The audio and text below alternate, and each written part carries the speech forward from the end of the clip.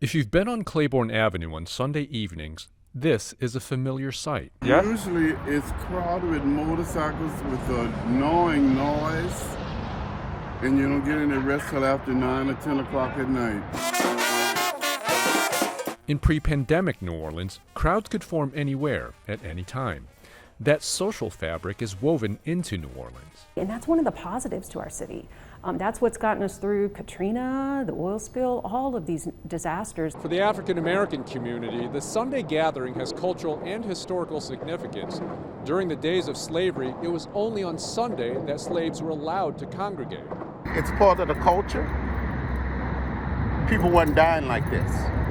We didn't have an epidemic like we have now. In a sign of the times, many people I spoke with today didn't want to be identified when talking about crowds and what should be done to contain them. It's not being enforced.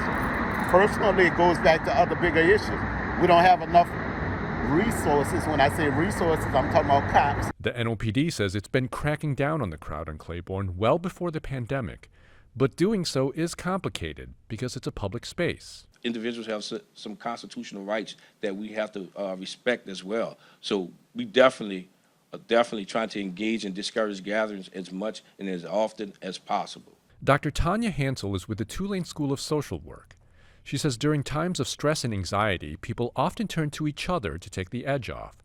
Hansel says an isolation fatigue may be setting in. We're, going almost a year of dealing with COVID, and I think people are desperate in some ways, and I think everything that we can do to keep reminding people that it's just a little bit longer. Hopefully we'll have a vaccine in the near future, and we can get back to our normal.